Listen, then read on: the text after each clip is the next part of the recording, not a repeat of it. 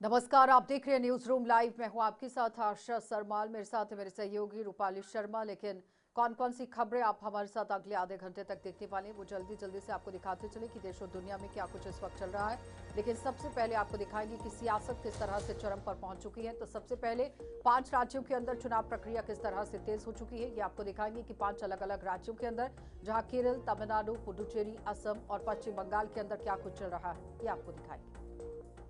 इसके बाद आगे बढ़ेंगे जहां पर मौसम के हवाले से बात करेंगे और आपको बता दें कि 6 राज्यों में आज भी भारी बारिश का अलर्ट जारी कर दिया गया है। कई जगहों पर ओले गिरे हैं और कई पर बर्फबारी देखने को मिली है।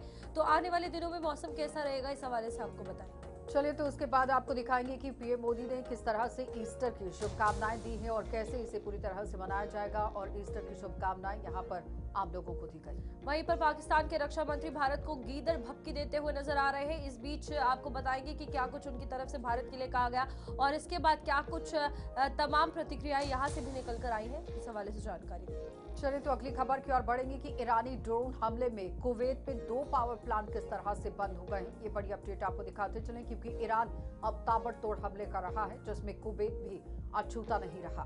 तो चलिए, शुरुआत करेंगे न्यूज रूम लाइव की बड़ी खबर के साथ ही शुरुआत करते चले इस वक्त की बड़ी खबर, जहां प्रधानमंत्री नरेंद्र मोदी आज बंगाल में चुनावी आगाज करेंगे। प्रधानमंत्री नरेंद्र मोदी का आज पश्चिम बंगाल का दौरा है, लेकिन पश्चिम बंगाल के अंदर किस तरह की परिस्थितियां बनेंगी आपको दिखाते चले, जहां पर रैली और रोड शो की वजह से आम वोटर्स को साधने की कोशिश होगी। स्टालिन का भी एनडीए को सीधा चैलेंज दे दिया गया है। तमिलनाडु में यहां पर 3 लैंग्वेजेस पॉलिसीज को लागू किया जाए, ये बड़ा बयान जारी किया गया। बयान से सियासत में गर्माहट बढ़ गई है। 5 राज्यों में चुनाव प्रचार ने रफ्तार पकड़ ली है। सभी दल पूरी ताकत से चुनाव प्रचार में जुट गए हैं और आज पश्चिम बंगाल के दौरे पर प्रधानमंत्री नरेंद्र मोदी रहने वाले हैं। कूच बिहार से भी यहाँ देखिए किस तरह से चुनाव का अभियान शुरू होगा। और केरल के कोझिकोड में रोड शो अमित शाह करेंगे। अमित शाह केरल के कोझिकोड में रोड शो करेंगे। इसके अलावा 2 जनसभाओं को संबोधित करेंगे। प्रधानमंत्री ने पश्चिम बंगाल में आज से अभियान की शुरुआत कर दी है, जहां पर रैली और रोड शो के जरिए पार्टी के पक्ष में माहौल बनाने की कोशिश की जाए। इसी बीच आपको बता दें कि तमिलनाडु के मुख्यमंत्री यानी कि एमके स्टालिन ने एनडीए को खुली चुनौती दे दी है। उन्होंने कहा है कि अगर हिम्मत है तो गठबंधन तमिलनाडु में 3 भाषा नीति लागू करने का ऐलान करे। साथ ही साथ ये भी कहा कि उन्होंने इसे राज्य की भाषा और संस्कृति पर हमला बताते हुए केंद्र सरकार पर सीधा निशाना साधा है। लेकिन इस बीच सियासी माहौल गरमा गया है और दूसरी तरफ चुनावी रैलियां भी लगातार देखने को मिल रही है। तो इस बीच अब ये आरोप प्रत्यारोप तो जारी रहेगा, ताकि जनता का रुझान जो है वो ये अपनी तरफ आकर्षित कर सके। और इस बीच भारतीय जनता पार्टी हो या बाकी तमाम पार्टीज हो, चुनावी मैदान में उतर चुकी है। तो फिलहाल आज बंगाल के अंदर रोड शो होना है। लोगों के साथ आप देखिए यहाँ किस तरह से संवाद भी किया जाएगा। आम जनता को बड़ी सौगात दी जाएगी। लेकिन फिलहाल जिस तरह से एक बार फिर से भारतीय जनता पार्टी की तरफ से हुंकार भर ली गई है। इससे पहले अमित शाह पश्चिम बंगाल के दौरे पर पहुंचे थे, जहां पर उन्होंने ममता बनर्जी को लगातार घेरने की कोशिश की थी और ये कह दिया था कि टीएमसी का जंगल राज अब और ज्यादा दिन तक नहीं चलेगा। अब प्रधानमंत्री आज बंगाल के दौरे पर रहेंगे, वहां पर रोड शो होगा, जनता को संबोधित भी करेंगे। ताबिश कमाल हमारे संवाददाता हमारे साथ जुड़ गए हैं। ताबिश, अपडेट कीजिएगा, क्योंकि इससे पहले अमित शाह पहुंचे थे और आज प्रधानमंत्री पहुंचने वाले हैं बंगाल में। देखिए, बिल्कुल आज प्रधानमंत्री नरेंद्र मोदी, गृह मंत्री अमित शाह और बीजेपी के राष्ट्रीय अध्यक्ष नितिन नवीन, पूर्व राष्ट्रीय अध्यक्ष केंद्रीय मंत्री जेपी नड्डा, उसके अलावा राजनाथ सिंह, तमाम जो नेता हैं बीजेपी के, उनके अलग अलग प्रोग्राम्स हमारे पास आए हुए हैं, जिनके मुताबिक आज दिल्ली से तमाम नेताओं का जो जमावड़ा रहेगा वो केरल, पौंडीचेरी, उसके अलावा पश्चिम बंगाल, आसाम, इन राज्यों के अंदर दिखाई देगा। हालांकि अभी अगर आप बात करें तो फिलहाल अभी भी जेपी नड्डा एक कार्यक्रम में केरल में मौजूद है, जहां पर एक कार्यक्रम में इस वक्त वो संबोधित कर रहे हैं। तो अगर आप देखेंगे तो कहीं ना कहीं आज बहुत महत्वपूर्ण दिन रहेगा। समय अब बहुत कम होता जा रहा है और सभी राजनीतिक दल पूरी तरह से अपनी तैयारियों में जुटे हुए हैं। ऐसे में राहुल गांधी, प्रियंका गांधी भी केरल के अलावा पश्चिम बंगाल और आसाम के दौरे पर आज रहेंगे और कई रैलियां और रोड शो ये अपने अपने प्रत्याशियों के समर्थन में हमें करते हुए नजर आएंगे। सभी ने अपने अपने चुनाव प्रचार को तेज कर दिया है। प्रधानमंत्री नरेंद्र मोदी की हाल ही में जो आसाम से तस्वीरें आई थी, जिसमें वो आसाम के जो बगीचे में काम करने वाली महिलाएं हैं उनके साथ चर्चा करते हुए नजर आ रहे थे। उसके बाद केरल में जिस तरह की तस्वीरें निकल कर आई हैं बच्चों के साथ प्रधानमंत्री की, इसी तरह से गृह मंत्री अमित शाह ने कल पश्चिम बंगाल में जमकर टीएमसी पर निशाना साधा है। तो ऐसे में अगर आप देखेंगे तो ताबिश, क्या लगता है कि सबसे बड़ी आज बात यह जब है आशा। बंगाल के दौरे पर प्रधानमंत्री हैं और वहां पर रैली को संबोधित भी करेंगे, बड़ी सौगातें भी आज जनता को दी जाएंगी, लेकिन क्या ये 38% वोट 48% वोट तक पहुंचने की कवायद को तेज कर पाएगा? चुनौतियां कितनी रहेगी? देखिए, बहुत बड़ी चुनौतियां भारतीय जनता पार्टी के लिए रहेंगी। सबसे बड़ी चुनौतियां जहां प्रधानमंत्री वेस्ट बंगाल के कोचबिहार में आज एक रैली को संबोधित करेंगे 5 अप्रैल 4:15 पर, ये बीजेपी की तरफ से ऑफिशियली बताया गया है। तो ऐसे में बहुत महत्वपूर्ण रहेगा, क्योंकि पश्चिम बंगाल में दीदी का जो किला है उसको भेदने की पूरी कोशिश की जाएगी। कोशिश पूरी भारतीय जनता पार्टी लगी हुई है कि किसी सूरत टीएमसी को हराकर वहां पर कमल खिलाया जा सके, और इसीलिए पूरी जो भारतीय जनता पार्टी है बहुत मजबूती के साथ चुनाव प्रचार में लगी हुई है। प्रधानमंत्री मोदी की जो रैलियां हैं, अगर पिछले चुनाव को भी आशा अगर आप आंकलन करती हैं पिछले चुनाव का, तो हमने ये देखा था कि पिछली बार भी गृह मंत्री अमित शाह, प्रधानमंत्री नरेंद्र मोदी की जो रैलियां थी, उन रोड शो हुए थे, उनमें भीड़ बहुत ज्यादा आई थी। तो ऐसा प्रतीत हो रहा था कि शायद इस भीड़ बार को परिवर्तन वोट की लहर बैंक में चलेगी। तब्दील करना ये बहुत बड़ी चुनौती होती है ताबिश, क्योंकि बस आप यही चुनौती 194 बहुत बड़ी सीटों पर रहेगी। लड़ते हैं लेकिन महज सिर्फ 77 सीटें जीत पाते हैं। और इस बार अगर वो आंकड़ा और बढ़ता है तो अच्छी बात है, लेकिन जानकार ये कह रहे हैं और साथ ही साथ टीएमसी की तरफ से ये कहा जा रहा है कि वो आंकड़ा बहुत नीचे आएगा। लेकिन मालदा कांड जो हुआ है उसका कितना असर आप इन चुनावों पर देख रहे हैं? देखिए, जिस तरह से अभी की अगर आप बात कर रहे हैं, आपने एक बहुत महत्वपूर्ण बात कही आशा के, जो रैलियों में भीड़ आती है उसको वोटरों में तब्दील करना, ये बहुत बड़ी बात होती है। रैली में जो अक्सर भीड़ आती है वो देश के प्रधानमंत्री को देखने के लिए आती है, या देश के नेता विपक्ष राहुल गांधी को, या गृह मंत्री अमित शाह को, या पार्टी के राष्ट्रीय अध्यक्ष, या अन्य बड़े नेताओं को देखने के लिए जरूर भीड़ आती है। लेकिन स्थानीय जो मुद्दे हैं, देखिए, उत्तर भारत की राजनीति और दक्षिण भारत की जो राजनीति है वो बिल्कुल एक दूसरे के अनुरूप नहीं है, वो बिल्कुल एक दूसरे के विपरीत है। दक्षिण भारत की राजनीति में जातीय या जो क्षेत्रीय संगठन है उनका जो महत्व है वो अलग है, और उत्तर भारत की राजनीति में जातीय और क्षेत्रीय संगठन का महत्व पूरी तरह से अलग है। तो ऐसे में आज प्रधानमंत्री चूंकि रैली को संबोधित करेंगे, क्या वहां पर वो बोलते हैं उसका कितना इम्पैक्ट रहेगा। दूसरी तरफ वहां पर टीएमसी लगातार जिस तरह से लेकर के चल रही है, बांग्ला मानुष की बात वहां पर की जा रही है, यानी बंगाली भाषा, बंगाली कल्चर। क्योंकि ममता बनर्जी जो नई चीज लेकर के आई, वो लेकर के आई कि अगर पश्चिम बंगाल में भारतीय जनता पार्टी की सरकार बन जाती है तो आने वाले समय में जो बंगाल की संस्कृति और सभ्यता है वो खत्म हो जाएगी।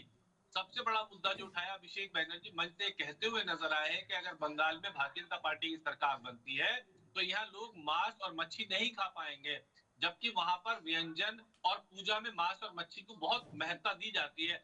तो ऐसे में जिन मुद्दों को भारतीय जनता पार्टी चुनाव में लेकर के आई है, या जिन मुद्दों को टीएमसी लेकर के आई है, वो तो जनता डिसाइड करेगी, लेकिन पलड़ा फिलहाल टीएमसी का भारी नजर आ रहा है, क्योंकि ठीक है टीएमसी ताबिश, बहुत पिछले बहुत 15 धन्यवाद साल ताबिश जुड़ने के लिए। पश्चिम बंगाल में ताबिश कह रहे हैं कि पलड़ा अभी भी टीएमसी का भारी नजर आ रहा है। आगे बढ़ जाते हैं, एक और बड़ी खबर आपको दिखाते चले, जहां पर प्रयागराज में केशव प्रसाद मौर्य का बड़ा बयान सामने आया, जहां 2027 के लिए 12 विधानसभा सीटों पर बीजेपी का फोकस है।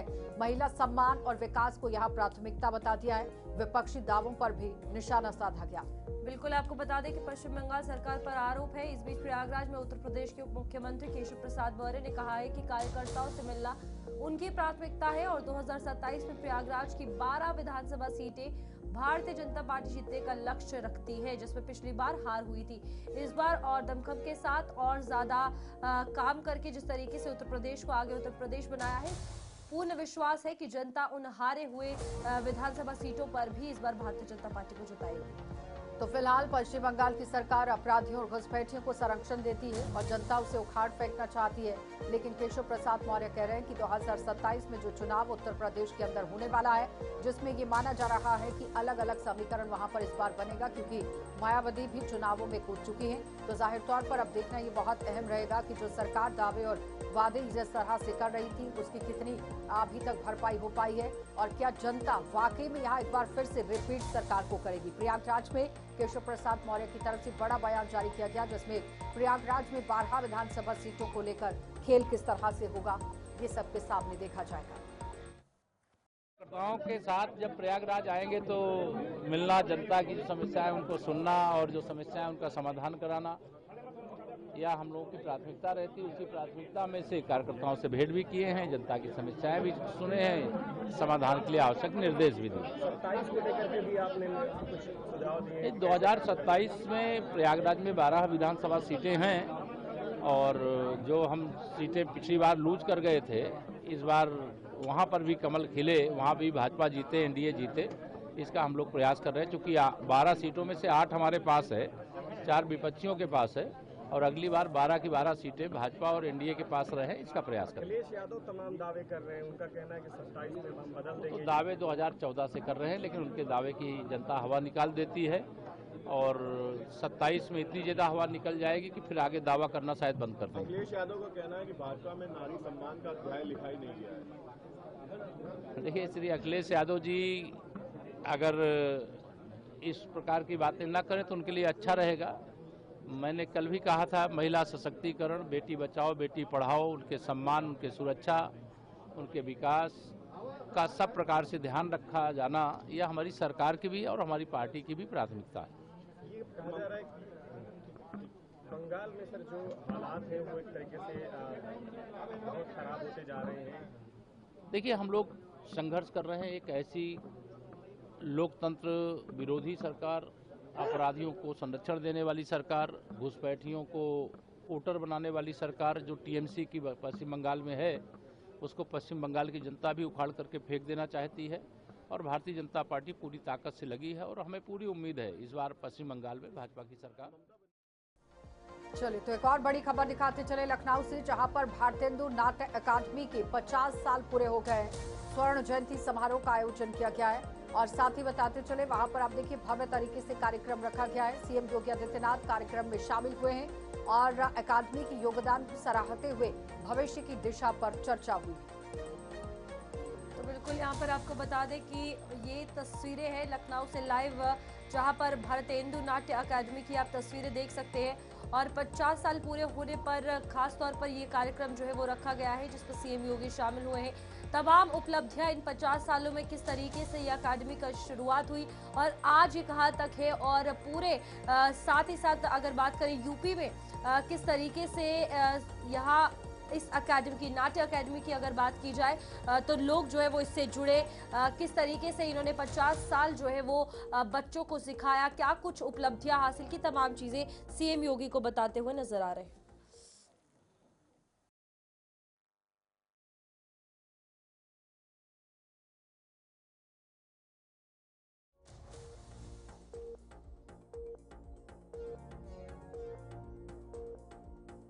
तस्वीरें आपके सामने, जहां पर सीएम योगी आदित्यनाथ उन तमाम तस्वीरों को निहारते हुए नजर आ रहे हैं जिसमें बताया गया है कि किस तरह से एक बड़ा संघर्ष इस पूरे नाट्य अकादमी ने किया है और उसके बाद आगे पड़ाव अपने बढ़ाते हुए किस तरह से ये काम कर रही है। लेकिन फिलहाल भविष्य की जो दिशा है वो तय करने पर भी अब चिंतन मंथन किया जाएगा कि नाट्य अकादमी को किस तरह से आगे बढ़ाना है। भारतेंदु नाट्य अकादमी की तस्वीरें आपको दिखा रहे हैं जहां पर सीएम योगी आदित्यनाथ पहुंचे हैं और सबसे बड़ी बात यहां पर यह है कि जिस तरह से उत्तर प्रदेश के अंदर काम किया गया है वो सबके सामने रखने की कोशिश हुई है। भारतेंदु नाट्य अकादमी के 50 साल पूरे हो गए हैं और नमन करते हुए आगे उत्तर प्रदेश के मुख्यमंत्री बढ़ रहे हैं, लेकिन सीएम योगी कार्यक्रम में शामिल हुए हैं, अपनी शमूलियत उन्होंने दी है। अब जो बच्चे यहाँ पर अकादमी में आप देखिए प्रोत्साहन के तौर पर उन बच्चों को भी यहाँ पर रखा गया है, प्रशस्ति पत्र भी उन्हें दिए जाएंगे अगर सम्मानित करने का कार्यक्रम होता है तो। लेकिन सबसे बड़ी बात यहाँ पर यह है कि शिक्षा नीति को आगे बढ़ाने के लिए लगातार उत्तर प्रदेश की सरकार जो है वो काम कर रही है और कल ही आपने सुना था कि उत्तर प्रदेश के मुख्यमंत्री साफ तौर पर ये कहते नजर आए कि जो ड्रॉप आउट हुआ है स्कूलों के अंदर उसे पूरी तरह से वापस लाने के लिए और उन पूरी सीटों को भरने के लिए कवायद तेज कर दी जाएगी। और सबसे बड़ी बात यह है कि स्कूल जाना बहुत जरूरी होता है और अभी नाट्य अकादमी को लेकर अगर बात करें तो जाहिर तौर पर आप देखिए योगदान को सराहते हुए भविष्य की दिशा को भी आगे लाया गया है। तो योगी आदित्यनाथ की तरफ से अब आप देखिए किस तरह से इसके साथ नई शुरुआत को आगे और बढ़ा दिया गया है, क्योंकि जो कमियां इस नाट्य अकादमी के अंदर पाई जा रही थी उन्हें पूरा करने के लिए सरकार पूरी तरह से प्रयासरत है, वचनबद्ध है और एक एक करके उस पड़ाव को आगे पार करने की कोशिश हो रही है। लेकिन अभी आप देखिए इस अकादमी के अंदर क्या कमियां हैं ये भी गिनाई जाएंगी और सीएम की तरफ से निर्देश दिए गए हैं कि अगर कोई कमी पाई जाती है तो उसे उसी वक्त किस तरह से यहाँ पर निपटाना है, पूरा करना है, क्योंकि आने वाले जितने भी स्टूडेंट्स यहाँ पहुंचेंगे और नाट्य एकेडमी का यहाँ आप देखिए किस तरह से आप देखिए जो लुत्फ है वो उठाएंगे, तो उनके लिए सबसे पहले उपलब्धियां और साथ ही साथ वो तमाम सुविधाएं होना जरूरी है। कुछ किताबें भी वहां पर रखी गई हैं, क्योंकि नाट्य एकेडमी ने कितना काम किया है, तमाम चीजें अंदर जिस तरह से रखी गई हैं वो निहारते हुए आगे बढ़ रहे हैं। ये तस्वीरें साफ आपको दिखा रहे हैं लखनऊ से, जहां पर आप देखिए अलग अलग जो नाटक यहाँ पर होते हैं, कलाकृतियां किस तरह से हैं, आभूषण क्या है, फिर वो शस्त्र कौन कौन से रहते हैं, तो ये तमाम चीजें मुख्यमंत्री के सामने रखी गई हैं। और अब आप देखिए आगे बढ़ते हुए किस तरह से नाट्य एकेडमी काम कर रही है, क्योंकि अलग अलग वेशभूषाएं आप देख रहे हैं मंच पर और साथ ही साथ पौराणिक चीजों को भी आप निहार रहे हैं। फिर उसके बाद आगे बढ़ते हुए आप देखिए किस तरह से उन तमाम तस्वीरों को देख रहे हैं जिन्होंने ये नाट्य किया है और उनकी तस्वीरें यहाँ यादगार के तौर पर लगाई गई हैं। अलग अलग भूमिका किस तरह से आप प्रस्तुत करते हैं उनकी भी आप देख रहे हैं कलाकृतियां, और साथ साथ में मुकुट आपको दिखाई दे रहे हैं। लेकिन अब योगी आदित्यनाथ की तरफ से जिस तरह से यहाँ पर काम किया जा रहा है उसे निहारते हुए, आगे बढ़ते हुए, प्रशंसा करते हुए और अपनी जो हमारी पौराणिक संस्कृति है उसे भी आप देखिए किस तरह से यहाँ पर दर्शाया गया है। तो जाहिर तौर पर स्वर्ण जयंती आज मनाई गई है यहाँ आप देखिए भारतेंदु नाट्य अकादमी के अंदर, और कार्यक्रम रखा गया है जहाँ पर मुख्यमंत्री पहुंचे हैं और अकादमी का जो योगदान यहाँ पर रहा है उसकी सराहना भी की गई है। और सबसे बड़ी बात ये बताते चले कि भारतेंदु नाट्य अकादमी के 50 साल आज पूरे हो गए हैं, जिस पर कार्यक्रम रखा गया है। अलग अलग लोग वहां पर पहुंचे हुए हैं, छात्र वहां पर पहुंचे हुए हैं और तमाम आला अधिकारी और साथ ही साथ जो नाट्य अकादमी के आप देखिए जिस तरह से अधिकारी हैं जो काम यहाँ पर कर रहे हैं, जो यहाँ चला रहे हैं, वो तमाम लोग इनके साथ वहाँ पर मौजूद हैं। और अब आप देखिए अपना संबोधन भी दे सकते हैं मुख्यमंत्री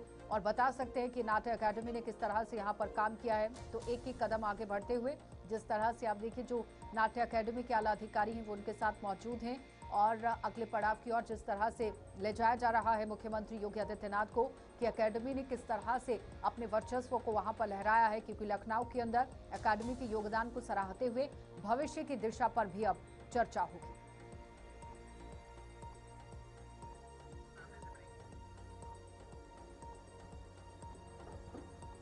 एक और बड़ी खबर आपको दिखाते चले, जहां पर केरलम विधानसभा चुनाव प्रचार में जेपी नड्डा अब जुट गए हैं। यानी कि जेपी नड्डा लगातार जनता से संवाद कर रहे हैं, आम जनता को लुभाने की कोशिश हो रही है। हेल्थ आउटरीच प्रोग्राम में भी जेपी नड्डा शामिल हुए हैं। ये बड़ी खबर, जहां पर जन कल्याणकारी योजनाओं की जानकारी दी गई है कि किस तरह से योजनाएं वहां पर चल रही हैं। और साथ ही साथ ये बताते चले कि यहाँ विधानसभा चुनावों को मद्देनजर रखते हुए चुनाव प्रचार तेज हो गया है। लेकिन क्या कुछ कहा है जेपी नड्डा की तरफ से, वोट बैंक को जुटाने के लिए, वोट बैंक को बढ़ाने के लिए ये पूरी कवायद भारतीय जनता पार्टी की तरफ से तेज कर दी गई है। हेल्थ आउटरीच प्रोग्राम में जेपी नड्डा ने अपनी तमाम बातें रखी है, देखिए। Vaccine doses from the date of the birth of the child till the age of 16.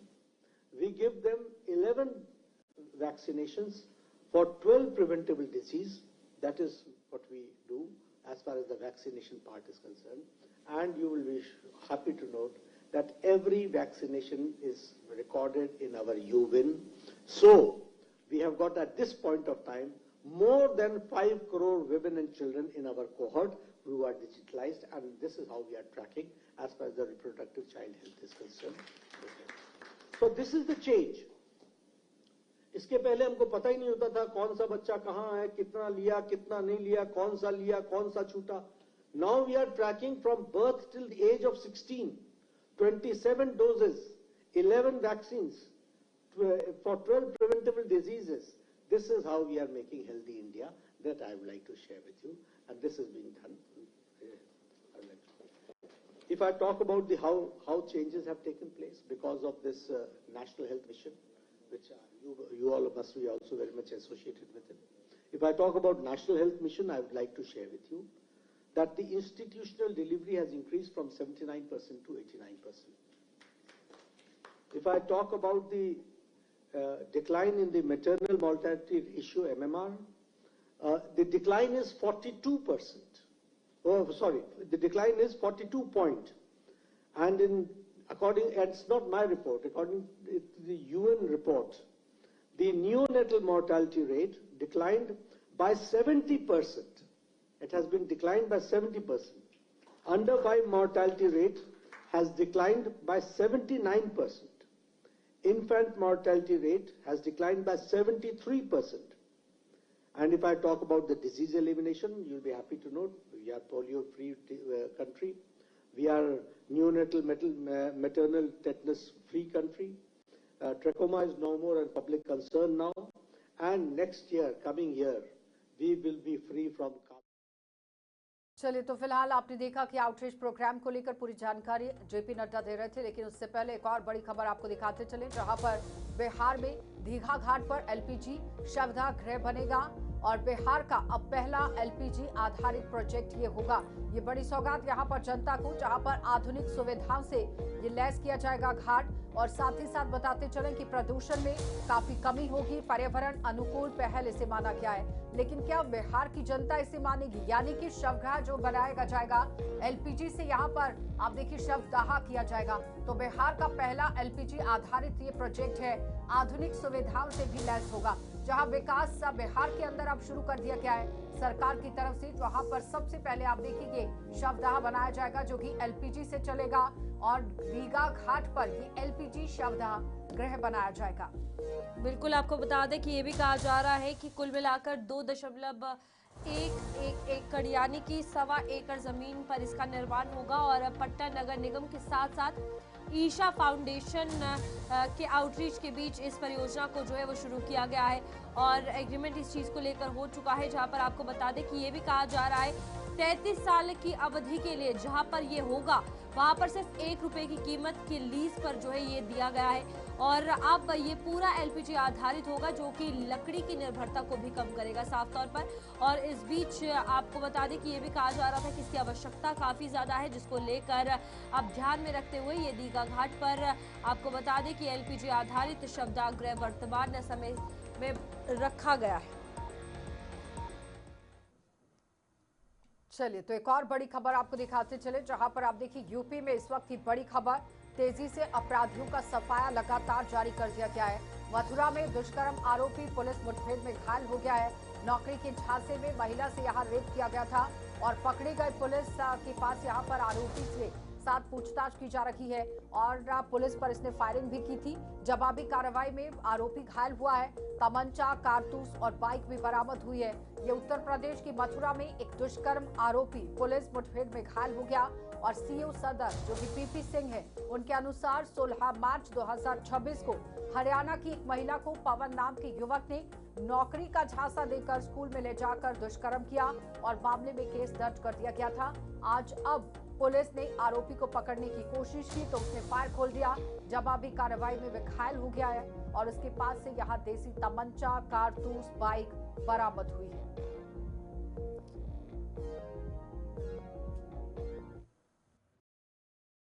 दिनांक 16/3/2026 को एक महिला को एक पवन नाम का व्यक्ति था, ये लेकर के उसको नौकरी दिलाने के नाम पर यहाँ ले आया था। वो रहने वाली हरियाणा पनवल की रहने वाली थी और इसने उसको बताया कि मैं तेरी नौकरी लगवा दूँगी। इसी के बारे छत्तीसगढ़ के पास एक राज गेस्ट हाउस है, उसमें इसको ले गया। उसके साथ इसने जबरदस्ती बलात्कार किया। इसके संबंध में एफआईआर दर्ज है। आज पुलिस पार्टी की सूचना मिली थी कि आज ये इधर की तरफ से आने वाला है, तो पुलिस पार्टी ने इसको घेरा और रोकने का प्रयास किया, तो इसने पुलिस पार्टी के ऊपर फायर कर दिया और ये इसके मतलब पैर में गोली लगी है और ये घायल हो गया है। इसको अस्पताल के लिए रवाना किया। इसके कब्जे से तमंचा, कारतूस बरामद हुए हैं और एक मोटरसाइकिल। तो उत्तर प्रदेश में लगातार क्राइम के खिलाफ कार्रवाई को तेज कर दिया गया। लेकिन एक और बड़ी खबर, जहां यूपी में मेरठ में यहां शराब कांड पर सनसनीखेज खुलासा हुआ है। शराब कांड नहीं, रंजिश में जहर देकर हत्या कर दी गई, ये पुलिस का बड़ा खुलासा। मृतक अंकित की बहन अलका और प्रेमी पवन गिरफ्तार कर लिए गए हैं। बताते चले कि थाना दोराला क्षेत्र में 3 लोगों की मौत हो गई थी और ये बताया गया था कि शराब पीने की वजह से ये बड़ी घटना पेश आई है। करोड़ों की जमीन विवाद से जुड़ा हुआ ये मामला, जिस पर अभी भी जांच जारी कर दी गई है। शराब कांड नहीं, रंजिश में जहर देकर हत्या की गई है, ये पुलिस की तरफ से बड़ा खुलासा किया गया। और उत्तर प्रदेश के अंदर आप देखिए शराब में किस तरह से जहर देकर इस शख्स की मौत कर दी गई। हादसा एक बड़ा था, लेकिन फिलहाल जब पुलिस ने इस पूरी गुत्थी को खंगालने की कोशिश की तो उसमें सामने आया कि करोड़ों रुपए की जमीन का विवाद चल रहा था, जिसकी वजह से पत्नी और साथ ही साथ उसके दोस्त ने मिलकर यहाँ पर किस तरह से इस शख्स को मौत के घाट उतार दिया है। बिल्कुल आपको बता दें कि ये दौराला की पूरी घटना है, जहां पर 3 लोगों की मौत के मामले में अंकित की बहन अलका के बयानों ने ही उसे जो है इस कड़ी में फंसा दिया। और लगातार पुलिस का ये भी कहना है कि शुरुआती दिन से ही कहीं ना कहीं एक बड़े संदिग्ध के तौर पे जिस तरीके से उसकी बहन के बयान सामने आ रहे थे वो देखा जा रहा था। विभू गुप्ता हमारे संवाददाता मेरठ से जुड़ चुके हैं। विभू, बताइएगा अभी तक क्या कुछ कार्रवाई इस मामले में, और अंकिता के साथ और कौन कौन कितने आरोपी जो है इस मामले में पाए गए? देखिए, बिल्कुल ये एक बड़ी घटना हुई थी मेरठ में, जहां पर कहा जा रहा था कि शराब पीने से 3 लोगों की मौत हुई है और पूरी घटना को शराब कांड का एंगल दिया जा रहा था। कहीं ना कहीं जांच को भटकाने का प्रयास इसमें किया गया था कि जब शराब कांड हुआ तो बहन को लगा था कि इस खेल से जो उन्हें रचा था इससे मैं बच जाऊंगी, और उसका जो प्रेमी था। लेकिन जब पुलिस ने और आबकारी विभाग की टीम ने जांच की तो पता चला कि करोड़ों रुपए की जमीन को लेकर विवाद था, और बहन अलका ने अपने प्रेमी पवन के साथ मिलकर एक टेट्रा पैक शराब की दुकान से खरीदा और इंजेक्शन से उसमें जहर इंजेक्ट किया, और उसके बाद ये टेट्रा पैक उसके प्रेमी ने अंकित को दिया, और उस टेट्रा पैक को इन स्पेडर चलाने वाले 3 लोगों ने पिया था। और कहीं ना कहीं उसके बाद इन तीनों लोगों की मौत हो गई थी। पूरा पुलिस अमला एसएसपी डीएम और एडीजी भानु भास्कर के साथ ही आबकारी विभाग की टीम पूरे मामले की जांच कर रही थी, और लगातार राजनीति से जुड़े लोग और क्षेत्र से जुड़े लोग इस पूरे मामले को शराब कांड का एंगल दे रहे थे। लेकिन जब जांच के बाद इस मामले का खुलासा हुआ तो पता चला कि जो मृतक था अंकित, उसकी बहन और उसके प्रेमी ने एक टेट्रा पैक को खरीदकर उसमें जहर इंजेक्ट किया और उसमें अपने भाई को दे दिया, जिसको पीने से 3 लोगों की मौत हो गई थी। अब पुलिस ने बहन अलका और उसके प्रेमी पवन को हिरासत में लिया है और लगातार पूछताछ जारी है, और माना जा रहा है कि कई अहम खुलासे और इसके जांच के बाद सामने आ सकते हैं। मुझे सुन पा रहे हैं आप? जी, ये बताइए कि जिस तरह से ये इंजेक्शन खरीदा गया था, प्रिस्क्रिप्शन कहाँ से आया? बिना अगर प्रिस्क्रिप्शन के था तो फिर कार्रवाई क्यों नहीं हुई है उस यहाँ दुकान पर जहाँ से ये इंजेक्शन खरीदा गया था? जी बिल्कुल आशा, ये एक अहम सवाल आपने किया है, और पुलिस के साथ ही जो आबकारी विभाग की टीम है, साथ ही चिकित्सा विभाग की टीम है, ये पूरे मामले की जांच कर रही है कि जहर कहाँ से खरीदा गया, और जो ये जमीन का मामला था इसको लेकर एक हफ्ते रचना रची जा रही थी कि किस तरह से दारू में मिलाकर इनको जहर देना। और ठीक है विभू, बहुत बहुत धन्यवाद विभू जुड़ने के लिए। लेकिन फिलहाल ऐसे लोगों पर कार्रवाई करने की जरूरत है जो दुकान से बिना प्रिस्क्रिप्शन से इस तरह से इंजेक्शन दे देते हैं और इंजेक्शन के बाद इस तरह से शख्स की मौत हो जाती है, तो पुलिस को ऐसे लोगों पर भी कार्रवाई करने की जरूरत है। आगे बढ़ जाते हैं, एक बार फिर से आपको बड़ी खबर दिखाते चले। झारखंड समेत 6 राज्यों में आज भारी बारिश का अलर्ट है। अप्रैल के पहले हफ्ते में तीसरा वेस्टर्न डिस्टर्बेंस एक्टिव हो गया है। इससे राजस्थान और मध्य प्रदेश में ओले गिरेंगे, और राजस्थान के 6 जिलों में बारिश के साथ ही ओले गिरे हैं, और साथ ही साथ उत्तर प्रदेश में आंधी बारिश से ऑटो पर भी पेड़ गिर गया, 2 लोगों की मौत हो गई। हिमाचल, जम्मू कश्मीर में बर्फबारी का दौर शुरू हो चुका है, और देश के कई राज्यों में बारिश का अलर्ट जारी कर दिया गया है। और बिल्कुल आने वाले कुछ दिनों तक ऐसा ही मौसम जो है वो रहने वाला है। ऊंचे पहाड़ों पर बर्फबारी और निचले इलाकों में बारिश देखने को मिलेगी। साथ ही साथ 9 अप्रैल तक साफ तौर पर ओलावृष्टि, तूफान की चेतावनी दे दी गई है। पूरे देश भर की अगर बात करें तो अलग अलग राज्यों में अलग अलग मौसम के प्रभाव जो है वो देखने को मिल रहे हैं। आंधी बारिश से जनजीवन प्रभावित हो चुका है। उत्तराखंड की अगर बात करें तो बर्फबारी, और एमपी समेत बाकी राज्यों में भी ओले गिर सकते हैं, इसको लेकर अलर्ट जारी किया गया है। तो केदारनाथ में भी भारी बर्फबारी हो गई है। अटल टनल को बंद कर दिया गया है। यूपी में बिजली गिरने से 5 लोगों की मौत हो गई है। 11 राज्यों में बारिश का अलर्ट है। केदारनाथ में भारी बारिश हुई है, और साथ ही साथ बताते चले कि 11 राज्यों में बारिश का अलर्ट भी जारी कर दिया गया है। लेकिन सबसे बड़ी बात यहाँ पर यह है कि मैदानी इलाकों में बारिश का सिलसिला शुरू हो चुका है। दूसरी तरफ पहाड़ों पर आप देखिए बर्फबारी किस तरह से हो रही है, और बर्फबारी होने की वजह से लगातार पर्यटकों का तांता वहां पर लग रहा है। एहतियातन तौर पर कदम आपको उठाने की जरूरत है, क्योंकि राजस्थान के 6 जिलों में बारिश का अलर्ट जारी कर दिया गया, और यूपी में आंधी बारिश से ऑटो पर पेड़ गिरने की वजह से 2 लोगों की मौत भी हो गई है। 6 राज्यों में आज बारिश का अलर्ट है। कुछ तस्वीरें आपके सामने, जहां पर दिल्ली एनसीआर की तस्वीर आप देख रहे हैं, पाटन गुजरात की भी तस्वीर देख रहे हैं कि किस तरह से वहां पर भी मौसम खराब है, बारिश चल रही है। जयपुर राजस्थान की तस्वीर देर रात की, जिस तरह से वहां पर भी हालात बने। केदारनाथ धाम में बर्फबारी हुई है।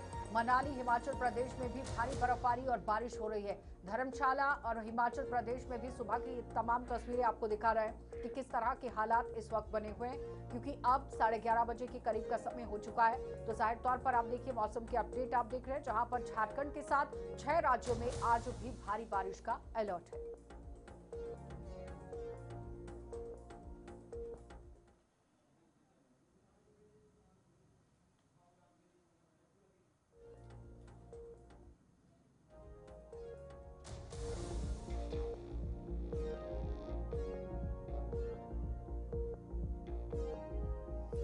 तो आपको बता दें कि इन राज्यों में अलर्ट जो है वो मौसम के हवाले से दे दिया गया है, जिसमें जम्मू कश्मीर, राजस्थान, हिमाचल प्रदेश, महाराष्ट्र, दिल्ली, उत्तराखंड और पंजाब शामिल है। और ना ही सिर्फ यहाँ पर मौसम के हवाले से, बल्कि आपको बता दें कि किसानों को भी अब भारी परेशानी मौसम खराब होने के चलते जो है वो देखनी पड़ रही है। जहाँ पर ये कहा जा रहा है कि फसलें उनकी खराब हो चुकी है, सरकार से लगातार मुआवजे की मांग की जा रही है। कई जगहों पर जानी तो कई जगह पर माली नुकसान इन जगहों पर बारिशों के कारण हुआ है। हरियाणा में भी अलर्ट है। चंडीगढ़, उत्तर प्रदेश, बिहार, केरल, आंध्र प्रदेश और तेलंगाना, इन राज्यों में भी अलर्ट जो है वो जारी कर दिया है। पहले ही एडमिनिस्ट्रेशन ने एडवाइजरी और वार्निंग जो है वो इशू कर दी है, ताकि लोग जो है वो सतर्क रहे और सावधान होकर बाहर निकले। मोस्टली ये कहा गया है कि ट्रैवलिंग अवॉइड करें। कर्नाटक, नागालैंड, मणिपुर, मिजोरम, त्रिपुरा, मध्य प्रदेश, छत्तीसगढ़, तमाम वो जगहें हैं जहां पर मौसम का गहरा जो प्रभाव है वो देखने को मिलेगा, जहां पर तेज बारिश, आंधी, तूफान, ओलावृष्टि, ये सब चीज़ें जो है वो देखने को मिल सकती है। और लोगों का सीधा जनजीवन जो है वो प्रभावित होता हुआ नजर आ रहा है।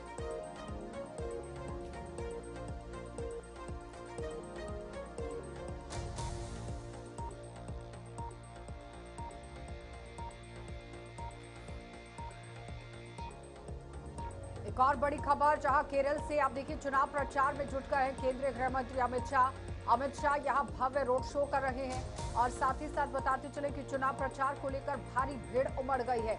रोड शो में अमित शाह पहुंचे हैं, रोड शो वहां पर हो रहा है और केरलम के अंदर लगातार जनसभा को संबोधित करने की भी भारतीय जनता पार्टी की कोशिश आप देखिए तेज हो गई है। ये तमाम तस्वीरें आपके सामने, जहां पर अमित शाह केरलम में पहुंचे हैं और आप देखिए जिस तरह से चुनावों को मद्देनजर रखते हुए आम जनता को लुभाने की कोशिश हो रही है। एक एक करके भारतीय जनता पार्टी ने हुंकार भर ली है, जहां पश्चिम बंगाल, केरल, तमिलनाडु, पुडुचेरी और साथ ही साथ असम में चुनाव है, लेकिन एक एक करके अलग अलग राज्यों के अंदर चुनाव प्रचार को तेज कर दिया गया है। केरल के अंदर आज जब प्रधानमंत्री नरेंद्र मोदी के बाद अमित शाह पहुंचे हैं, जहां पर रोड शो हो रहा है और साथ ही बताते चले कि भारी तादाद में वहां पर जनता पहुंची हुई है और ये रैली देखकर आप अंदाजा लगा सकते हैं कि लोगों के अंदर उत्साह कितना है। और जाहिर तौर पर चुनाव प्रचार को मद्देनजर रखते हुए भारतीय जनता पार्टी ने कमर कस ली है। कार्यकर्ताओं को यहाँ पर आप देखिए किस तरह से काम पर लगाया गया है, लेकिन फिलहाल उत्साह उनके अंदर भरने के लिए ये कवायद तेज की गई है। अब केरलम के अंदर आप देखिए जिस तरह से अमित शाह पहुंचे हैं, भव्य रोड शो हो रहा है।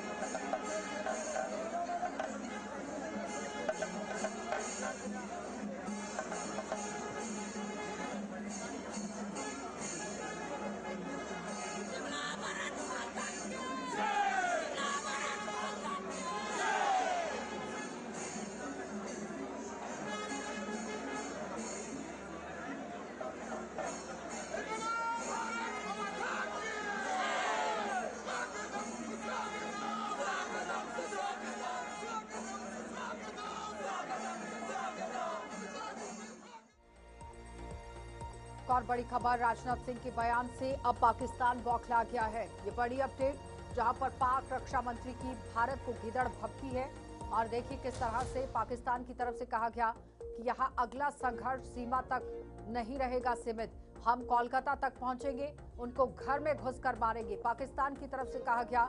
और राजनाथ सिंह के बयान से अब पाकिस्तान यहां पर बौखला गया है और पाकिस्तान की तरफ से भी आप देखिए किस तरह से गिदड़ भपकी यहां पर दी गई है। बिल्कुल, इस बीच ये तमाम बड़ी बातें जो है वो फिलहाल राजनाथ सिंह के बयान के बाद जो है वो पाकिस्तान की तरफ से दी गई है। और इस बीच पाकिस्तान शायद ये भूल चुका है कि ऑपरेशन सिंदूर के वक्त क्या कुछ हाल जो है भारत की तरफ से पाकिस्तान का किया गया था। लेकिन खैर इस बीच राजनाथ सिंह ने तमाम बड़े बयान जो है वो पाकिस्तान को लेकर भी दिए। चलिए, तो फिलहाल न्यूज रूम लाइव में इतना ही। मुझे और मेरे सहयोगी को इजाजत दीजिए। नमस्कार।